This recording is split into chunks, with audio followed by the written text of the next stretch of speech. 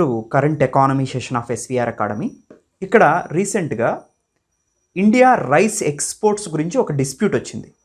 ఏంటంటే European యూనియన్కి export చేసినటువంటి rice, India export చేసినటువంటి రైస్ అనేది జెనెటికల్లీ మాడిఫైడ్ రైస్ అని యూరోపియన్ యూనియన్ క్లెయిమ్ చేస్తుంది. జెనెటికల్లీ మాడిఫైడ్ రైస్ అంటే జన్యుపరమైనటువంటి పంటలు ఇండియాలో మీరు చూస్తే ఓన్లీ కమర్షియల్ క్రాప్ అయినటువంటి కాటన్కే ఎలో అనమాట. కానీ ఫుడ్ క్రాప్స్ వేటికి కూడా ఇండియా కల్టివేషన్కి ఎలో చేయలేదు. ఓన్లీ కాటన్ మాత్రమే బీటీ కాటన్ ఉంటుంది. ఇది మహికో కంపెనీ మ్యానుఫ్యాక్చరింగ్ చేస్తూ ఉంటుందన్నమాట, ముంబైకి సంబంధించినటువంటి మహికో కంపెనీ. ఎనివే ఈ బీటీ కాటన్ వచ్చిన తర్వాత ఇండియాలో కాటన్ ప్రొడక్షన్ అనేది బాగా ఇంక్రీజ్ అయింది. వాణిజ్య పంటగా కాటన్ అనేది, పత్తి అనేది బాగా అభివృద్ధి చెందింది. వరల్డ్లోనే కాటన్ ఎక్స్పోర్ట్స్లో ఇండియా మేజర్ రోల్ని ప్లే చేస్తూ ఉంటుంది. అయితే ఏ ఫుడ్ క్రాప్స్లో కూడా జెనెటికల్లీ మాడిఫైడ్ క్రాప్స్ ఎలో లేదు. Genetically modified crops are not allowed in India. This is the major slogan. అయితే ఎందుకు ఇండియా ఎలో చేయలేదు అంటే జెనెటికల్ ఇంజనీరింగ్ అప్రైజల్ కమిటీ ఉంటుంది, జీఈఏసీ. ఇది డిపార్ట్మెంట్ ఆఫ్ బయోటెక్నాలజీ కింద పనిచేస్తూ ఉంటుందన్నమాట. ఈ జీఈఏసీ అనేది ఓన్లీ కమర్షియల్ క్రాప్స్లో ఉన్నటువంటి కాటన్ని మాత్రమే ఎలో చేసింది. కానీ జెనెటికల్లీ మాడిఫైడ్ క్రాప్ కింద ఎటువంటి ఫుడ్ క్రాప్స్ అయినటువంటి బ్రింజల్ కానీ, మస్టర్డ్ కానీ, లేదా రైస్ కానీ, వీటన్నిటినీ కూడా జెనెటికల్లీ మాడిఫైడ్ ఎలో చేయలేదు. అయితే జెనెటికల్లీ మాడిఫైడ్ అంటే ఏంటి అని అంటే ఒకసారి మనకి ఎగ్జాంపుల్ తీసుకుంటే మనకి స్వీట్ కార్న్ ఉంది, అవునా? కార్న్, మొక్కజొన్న నార్మల్గా కొంత తీపి అయితే ఉంటుంది. కానీ ఎక్కువ తీపి కావాలనుకోండి, ఎక్కువ తీపి ఉన్నటువంటి జీన్ని యాడ్ చేస్తే ఎక్కువ తీపి వస్తుంది. దీన్నే జెనెటికల్లీ మాడిఫైడ్ క్రాప్స్ అంటారు. ఇలా జెనెటికల్లీ మాడిఫైడ్ క్రాప్స్ వల్ల ఎలాంటి ప్రభావాలు మనుషుల మీద ఉంటాయి, వాళ్ళ హెల్త్ మీద అనేది రీసెర్చ్లో కంప్లీట్గా ఇంకా తేలలేదనమాట. అది major disadvantage. Genetically modified crops తినటం వల్ల, జన్యుపరమైనటువంటి పంటలను తినటం వల్ల బాడీలో ఏమైనా చేంజెస్ వస్తాయా, హెల్త్ మీద అడ్వర్స్ ఎఫెక్ట్స్ ఏమైనా ఉంటాయా అనేది రీసెర్చ్ జరుగుతూ ఉంది. ఇంకా ఏటిని ఫైండ్ అవుట్ చేయలేదు. అందుకనే అనేక దేశాలు జెనెటికల్లీ మాడిఫైడ్ ఫుడ్ క్రాప్స్ని తమ కంట్రీస్లోకి ఎలో చేయవు. కానీ రీసెంట్గా యూరోపియన్ యూనియన్కి వెళ్ళినటువంటి 500 టన్నుల బ్రోకెన్ రైస్లో ఇండియా నుంచి వెళ్తే అది జెనెటికల్లీ మాడిఫైడ్ అయినట్టుగా గుర్తించారు. యూరోప్కి సంబంధించినటువంటి యూరోపియన్ యూనియన్ టాస్క్ ఫోర్స్ ఒకటి.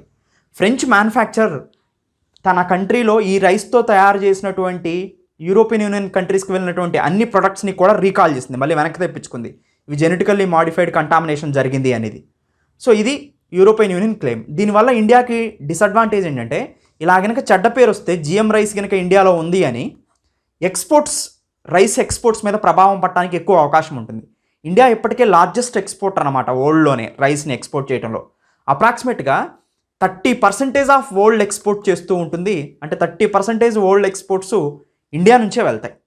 అంటే 100 కేజీల్లో 30 కేజీల రైస్ ఇండియా నుంచే ఎక్స్పోర్ట్ అవుతుంది. అంటే వరల్డ్ మొత్తానికి ఇండియాకి వరల్డ్ మొత్తం కూడా లార్జెస్ట్ మార్కెట్గా ఉంది రైస్ మార్కెట్గా. అలాంటి ఎక్స్పోర్ట్స్ కనుక ఎఫెక్ట్ అయితే ఇండియా యొక్క ఎక్స్పోర్ట్ ద్వారా సంపాదించేటువంటి మనీ మొత్తం కూడా మనం లాస్ అవుతాం. దాదాపుగా 2017 నుంచి 2022 మధ్యలో తీసుకుంటే ఇండియా దాదాపుగా $40.4 బిలియన్ రైస్ని ఎక్స్పోర్ట్ చేసింది. ఇదంతా కూడా నష్టపోతాం మనం. 30% వరల్డ్ ఎక్స్పోర్ట్ షేర్ ఉంది మనకి, దీన్ని నష్టపోతాం. అందుకని జిఎం కంటామినేషన్ ఎలా జరిగింది అని మనం గమనిస్తే, అక్కడికి వెళ్ళిన తర్వాత ఎవరైతే ఈ బ్రోకెన్ రైస్తో, ఇండియా నుంచి తెచ్చుకున్న బ్రోకెన్ రైస్తో పదార్థాలు తయారు చేశారో అదర్ మెటీరియల్స్లో ఏమైనా కంటామినేషన్ జరిగి ఉండొచ్చు. ఒకవేళ ఇండియా నుంచి కూడా జిఎం రైస్ కంటామినేషన్ జరిగి వెళ్ళి ఉండొచ్చు. దానికి పాసిబిలిటీస్ ఏంటంటే, స్టేట్కి సంబంధించినటువంటి యూనివర్సిటీస్ ఏవైతే ఉన్నాయో అవి రీసెర్చ్ చేస్తూ ఉంటాయి జిఎం క్రాప్స్ మీద. రీసెర్చ్ చేస్తున్నప్పుడు స్టేట్కి సంబంధించినటువంటి ఇన్స్టిట్యూట్స్ ఆ ఫీల్డ్స్ నుంచి కనుక ఆ సీడ్స్ కనుక బయటికి వెళ్ళి కనుక ఇంకొక అదర్ పర్సన్స్ కనుక వేస్తే అలా సీడ్ కనుక వెళ్ళి ఉండొచ్చు. ఇలా జిఎం కంటామినేషన్ జరిగి ఉండొచ్చు అనమాట. కానీ అఫీషియల్గా మాత్రం ఇండియాలో జిఎం కల్టివేషన్ నాట్ ఎలౌడ్ అనమాట రైస్ కల్టివేషన్లో. నార్మల్ రైస్నే కల్టివేట్ చేయాలి, కానీ జెనెటికల్లీ మాడిఫైడ్ సీడ్స్ అనేది ఇండియాలో ఎలో చేయట్లేదు. ఇది మనం గుర్తుపెట్టుకోవాల్సింది. ఇది టోటల్గా జరిగినటువంటి ఇష్యూ. అయితే ఇండియా యొక్క రైస్ షేర్ని, రైస్ కంట్రిబ్యూషన్ని మనం ఒకసారి చూద్దాం ఈ కాంటెక్స్ట్లో. ఇండియా దాదాపుగా 30% ఆఫ్ వరల్డ్ ఎక్స్పోర్ట్స్ని కలిగి ఉంది. దాంతోపాటు యూరోపియన్ యూనియన్కి మాత్రం కంట్రిబ్యూట్ చేసేది చాలా తక్కువే. ఎక్కువగా ఏషియాకి, ఆఫ్రికాకి ఇండియా యొక్క రైస్ ఎక్స్పోర్ట్స్ అనేది వెళ్తూ ఉంటాయి. యూరోపియన్ యూనియన్కి రఫ్గా 5% మాత్రమే ఎక్స్పోర్ట్ చేస్తుంటుంది ఇండియా. ఈ యూరోపియన్ కంట్రీస్కి చాలా తక్కువగా రైస్ అయితే ఇండియా ఎక్స్పోర్ట్ చేస్తుంది, కానీ ఎక్కువగా ఆఫ్రికా అండ్ ఏషియన్ కంట్రీస్కి ఇండియా ఎక్స్పోర్ట్ చేస్తూ ఉంటుందన్నమాట. సో అయితే 2017-18 మధ్య 2017 నుంచి 2022 మధ్యలో $40.4 బిలియన్ రైస్ ఎక్స్పోర్ట్స్ని ఇండియా చేస్తూ వచ్చింది. అయితే ఇండియా ఎక్స్పోర్ట్ చేసే వాటిల్లో రైస్ అనేది 5th ప్లేస్లో ఉంది. ఎక్స్పోర్ట్ వాల్యూని తీసుకుంటే భారతదేశం ఎగుమతి చేస్తున్నటువంటి విలువ ఆధారంగా మనం రైస్ అనేది 5th లార్జెస్ట్ ఎక్స్పోర్ట్ అనమాట. ఎక్కువ మనీని దేని ద్వారా ఎక్స్పోర్ట్ చేయడం వల్ల, ఎగుమతులు చేయడం వల్ల సంపాదిస్తున్నామంటే పెట్రోలియం ప్రొడక్ట్స్. అంటే పెట్రోలియంని మనం దిగుమతి చేసుకుంటాం, వాటి నుంచి రిఫైనరీ ప్రొడక్ట్స్ చేస్తాం, వాటిని మళ్ళీ ఎక్స్పోర్ట్ చేస్తూ ఉంటాం. రెండోది diamond and jewellery market. So తర్వాత డైమండ్ అనేది 2nd, తర్వాత 4th జ్యువెలరీ, 5th రైస్. ఇలా ఎక్స్పోర్ట్ వాల్యూస్లో చూస్తే రైస్ ఎవ్రీ ఇయర్ కూడా 5th పొజిషన్లో ఉంటుంది. అంటే దీనివల్ల దాదాపుగా ఈక్విటబుల్ షేర్ ఆఫ్ మనీ మనం సంపాదిస్తూ ఉన్నాం అనమాట రైస్ని ఎక్స్పోర్ట్ చేయటం వల్ల. సో ఇక్కడ ఈ గ్రాఫ్ నుంచి మనం అది గమనించవచ్చు. దాని తర్వాత ఇండియా యొక్క మొత్తం గ్లోబ్ మొత్తం మీద మీరు రైస్ ఎక్స్పోర్ట్స్ తీసుకుంటే ఇండియా దాదాపుగా 30% కంట్రిబ్యూట్ చేస్తుంది. 2nd పొజిషన్లో థాయిలాండ్ హ్యూజ్ డిఫరెన్స్తో 20% రైస్ని ఎక్స్పోర్ట్ చేస్తుంది గ్లోబ్కి. సో ఇక్కడ నుంచి మనం వాటిని అబ్జర్వ్ చేయొచ్చు అనమాట. దాని తర్వాత మీరు అబ్జర్వ్ చేస్తే ఇండియా ఈ గ్రాఫ్లో మనకేం చూపిస్తుంది అంటే ఎక్స్పోర్ట్ రైసు పెద్దగా బాక్స్ ఉంటే అది ఎక్కువగా ఎక్స్పోర్ట్ చేస్తున్నట్టు. అంటే ఆఫ్రికా కన్నా ఏషియాలో పెద్ద బాక్స్ ఉంది, అంటే ఏషియాకి ఇండియా రైస్ ఎక్కువగా ఎక్స్పోర్ట్ చేస్తుంది. 2nd పొజిషన్లో ఆఫ్రికా ఖండానికి ఎక్స్పోర్ట్ చేస్తుంది, తర్వాత యూరప్, తర్వాత నార్త్ అమెరికా, తర్వాత చిన్న చిన్న షేర్స్ ఉన్నాయి. సో అంటే అమెరికా, సౌత్ అమెరికాకి కానీ. సో అంటే ఇక్కడ ఎక్కువగా ఏషియాకి ఎక్స్పోర్ట్ చేస్తుంది, 2nd ఆఫ్రికాకి, 3rd యూరోపియన్ యూనియన్కి. యూరోపియన్ యూనియన్కి చేసేది మొత్తం కూడా యూరోప్ కంట్రీకి 5% మాత్రమే ఉంటుంది. ఏషియాకి, ఆఫ్రికాకి మాత్రం రైస్ ఎక్స్పోర్ట్స్ అనేది చాలా ఎక్కువగా ఉంటుందన్నమాట. సో ఇక్కడ దీని నుంచి మనం అబ్జర్వ్ చేయొచ్చు. ఏషియాకి ఇండియా ఎక్స్పోర్ట్ చేస్తూ ఉంటే దాదాపుగా 64% ఇండియా ఎక్స్పోర్ట్ చేసే, గ్లోబ్ మొత్తానికి 30% ఎక్స్పోర్ట్ చేస్తూ ఉంటే ఆ 30%లో 64% ఏషియాకి ఎక్స్పోర్ట్ చేస్తుంది. సో తర్వాత ఓన్లీ ఆఫ్రికన్ నేషన్స్కి 25% మాత్రమే ఆఫ్రికాకి ఎక్స్పోర్ట్ చేస్తుంది. అంటే ఇండియా ఎక్స్పోర్ట్ చేసే దాంట్లో ఏషియా కంట్రిబ్యూషన్ 64%, ఆఫ్రికా కంట్రిబ్యూషన్ 25%. ఏషియాలో ఎక్కువగా రైస్, ఇండియన్ రైస్ దేనికి ఎక్స్పోర్ట్ చేస్తున్నాం మనం అంటే ఇరాన్కి ఎక్కువగా ఎక్స్పోర్ట్ చేస్తున్నాం. సో అది ఈ గ్రాఫ్ నుంచి మనం తెలుసుకోవాల్సింది. సో మొత్తం మీద కంక్లూజన్ ఏంటంటే ఏషియాకి రైస్ ఎక్స్పోర్ట్స్ ఎక్కువ, రెండోది ఆఫ్రికాకి, మూడోది యూరప్, 4 నార్త్ అమెరికా. ఏషియాలో కూడా ఇరాన్కి ఎక్కువగా రైస్ ఎక్స్పోర్ట్స్ మనం చేస్తున్నామని దీని నుంచి గమనించవచ్చు. తర్వాత కంట్రీ యొక్క ఇండియా షేర్ అంటే రైస్ ఇంపోర్ట్స్ని మనం గమనిస్తే ఏ కంట్రీస్ ఇండియా రైస్ని ఎక్కువగా ఇంపోర్ట్ చేసుకుంటున్నాయి అంటే ఏషియన్ కంట్రీస్ ఇండియా రైస్ని ఎక్కువగా ఇంపోర్ట్ చేసుకుంటున్నాయి, అంటే ఇండియా వరిని ఎక్కువగా దిగుమతి చేసుకుంటున్నాయి. దాంట్లో కువైట్ ఎక్కువగా దిగుమతి చేస్తుంది. కువైట్ దాదాపుగా 100 కేజీలు కనుక దిగుమతి చేసుకుంటుంటే అదర్ కంట్రీస్ నుంచి 91 కేజీస్ ఇండియా నుంచే ఇంపోర్ట్ చేసుకుంటుంది. 2nd పొజిషన్లో ఖతర్ ఉంది, 100 కేజీస్ని ఇంపోర్ట్ చేసుకుంటుంటే ఖతరు 84 కేజీలు ఇండియా నుంచి ఇంపోర్ట్ చేసుకుంటూ ఉంటుందన్నమాట. సో అలా ఏషియా అనేది హయ్యెస్ట్ ఇంపోర్టర్గా ఉంది ఇండియాకి. తర్వాత ఆఫ్రికన్ కంట్రీస్ ఎక్కువగా ఇంపోర్ట్ చేసుకుంటున్నాయి. దాంట్లో ఎక్కువగా కంట్రీ మారిషస్ 85% ఇండియా నుంచే ఇంపోర్ట్ చేసుకుంటూ ఉంటుంది. తర్వాత యూరోపియన్ యూనియన్లో యూకే ఎక్కువగా ఇండియా నుంచి రైస్ని ఇంపోర్ట్ చేసుకుంటూ ఉంటుంది. సో ఇలా ఇది ఇంపోర్ట్స్ గురించి చెప్పేటువంటి మ్యాప్, ఇది ఎక్స్పోర్ట్స్ గురించి, ఎగుమతుల గురించి చెప్పే మ్యాప్ అనమాట. సో ఇలా రీసెంట్గా జరిగినటువంటి జిఎం రైస్ కంటామినేషన్ అనేది ఇండియాకి కొంచెం బ్యాడ్ నేమ్ తీసుకొచ్చింది. దీని గురించి సెంట్రల్ గవర్నమెంట్ కూడా ఒక నోటిఫికేషన్ ద్వారా మేము వెరిఫై చేస్తాం అది ఇండియాలో కంటామినేషన్ అయిందా లేదా అదర్ కంట్రీస్లో కంటామినేషన్ అయిందా. ఒకవేళ ఇండియాలో కనుక జిఎం రైస్ కనుక ఉత్పత్తి అయితే వాటి మీద తగిన చర్యలు జెనెటికల్ ఇంజనీరింగ్ అప్రైజల్ కమిటీ తీసుకుంటుంది అని minister, agriculture minister, commerce and industry minister announce చేయడం జరిగిందనమాట. సో ఇది GM rice contamination and India role in rice exports and imports. Thank you, have a nice day. Welcome to SVR academy. ఎస్విఆర్ అకాడమీ online కోర్సెస్ని purchase చేయటం ఎలా అనేది ఈ మాడ్యూల్లో చూస్తాం. ఎస్విఆర్ అకాడమీ నుంచి గ్రూప్ 1, గ్రూప్ 2, దాంతోపాటుగా సింగిల్ మాడ్యూల్స్ అయిన ఏపీ హిస్టరీ, ఎకానమీ, ఇండియన్ పాలిటీని మీకు అందించడం జరుగుతుంది.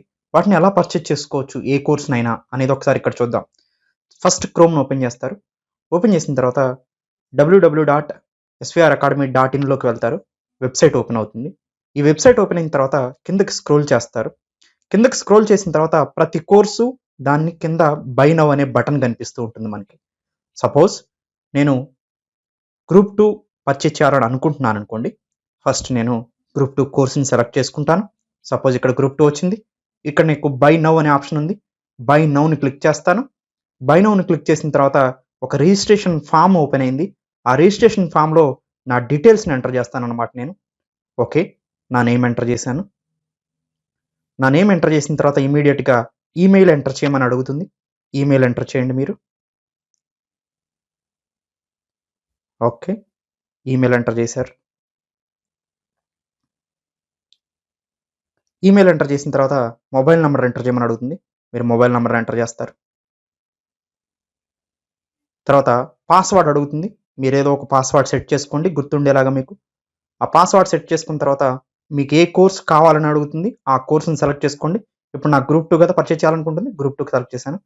రిజిస్ట్రేషన్ అనే బటన్ ఉంది, దాన్ని క్లిక్ చేయండి. ఇప్పుడు మీరు సక్సెస్ఫుల్గా రిజిస్ట్రేషన్ అయిపోయారనమాట. ఈ రిజిస్ట్రేషన్ అయిన తర్వాత ఇక్కడ మీ మొబైల్ నెంబర్ ఎంటర్ చేయమని అడుగుతుంది. మీరు ఏదైతే మొబైల్ నెంబర్ రిజిస్ట్రేషన్ ఫామ్లో ఇచ్చారో ఆ మొబైల్ నెంబర్ని ఇక్కడ ఎంటర్ చేస్తారు. ఎంటర్ చేసిన తర్వాత పాస్వర్డ్ అడుగుతుంది. ఓకే, పాస్వర్డ్ని ఎంటర్ చేస్తారు. పాస్వర్డ్ ఎంటర్ చేసిన తర్వాత మీకు డైరెక్ట్గా వెబ్సైట్ ఓపెన్ అవుతుంది. ఇక్కడ ఓపెన్ అయిన తర్వాత కిందకి స్క్రోల్ చేయండి. సపోజ్ వెరైటీ ఆఫ్ మాడ్యూల్స్ ఉన్నాయి. వీటిలో మీరు ఏదైనా యాడ్ చేసుకోవచ్చు అనమాట. సపోజ్ నేను గ్రూప్ 2 యాడ్ చేసుకోవాలనుకుంటున్నాను. యాడ్ బటన్ని ప్రెస్ చేశాను. సో గ్రూప్ 2 యాడ్ అయింది నాకు. దానికి సంబంధించిన ఫీజుని పే చేయమని ఒక స్లైడ్ ఓపెన్ అయింది. ఈ ఫీజు పే చేయమన్న దాంట్లో నేను ఫస్ట్ కాలమైన భీమ్ pay, Google pay, Paytm, PhonePe ఎలా అయినా పే చేసుకోవచ్చు. Credit card, debit card, net banking, EMI, wallets, so ఇవన్నీ కూడా మనం యూజ్ చేసుకోవచ్చు అనమాట. వీటన్నిటిని ఉపయోగించుకొని నేను పేమెంట్ చేసేస్తాను. పేమెంట్ చేసేసిన తర్వాత పేమెంట్ సక్సెస్ఫుల్ అని వస్తుంది. సక్సెస్ఫుల్ అని వచ్చిన తర్వాత సింపుల్గా మీరు svracademy.in వెళ్తారు. వెళ్ళిన తర్వాత సింపుల్ మీకు ఇప్పుడు రిజిస్ట్రేషన్ అయిపోయారు, పేమెంట్ కూడా చేసేసారు. జస్ట్ ఎప్పుడైనా కానీ ఇంకా మీరు ఇప్పటి నుంచి చేయాల్సింది ఏంటంటే ఇలా వెబ్సైట్ ఓపెన్ చేసిన తర్వాత లాగిన్ అనే బటన్ మీకు కనిపిస్తుంది. ఆ లాగిన్ అనే బటన్ని క్లిక్ చేస్తారు. సింపుల్గా మీకు ఇక్కడ మొబైల్ నెంబర్ మీరు ఏదైతే రిజిస్ట్రేషన్ అయ్యారో సో దేని ద్వారా పేమెంట్ చేశారో ఆ మొబైల్ నెంబర్ని ఎంటర్ చేస్తారు ఇక్కడ. ఓకే, ఆ మొబైల్ నెంబర్ ఎంటర్ చేశారు. ఎంటర్ చేసిన తర్వాత పాస్వర్డ్ అడుగుతుంది. పాస్వర్డ్ని ఎంటర్ చేస్తారు. ఓకే, పాస్వర్డ్ ఎంటర్ చేసిన తర్వాత సింపుల్గా మీకు కోర్స్ ఓపెన్ అయిపోయింది. మీరు ఏదైతే కోర్సుని పర్చేజ్ చేశారో ఆ కోర్స్ కోసం లెఫ్ట్ సైడ్లో 3 డాట్స్ ఉన్నాయి. ఆ 3 డాట్ని కొడితే ఇక్కడ dash board, profile, video, study material, test series అని కనిపిస్తుంది. వీడియో మీద క్లిక్ చేయండి. మీరు యాడ్ చేసుకున్న గ్రూప్ 2 పర్చేజ్ చేసింది ఇక్కడ కనిపిస్తుంది. ఏబిపిఎస్సి గ్రూప్ 2 మీద క్లిక్ చేయండి. మీకు సంబంధించిన వీడియోస్ మొత్తం ఓపెన్ అవుతాయి కంటిన్యూగా. ఫస్ట్ నుంచి లాస్ట్ వరకు చూస్తూ వెళ్ళిపోవటమే మీరు ఇంకా.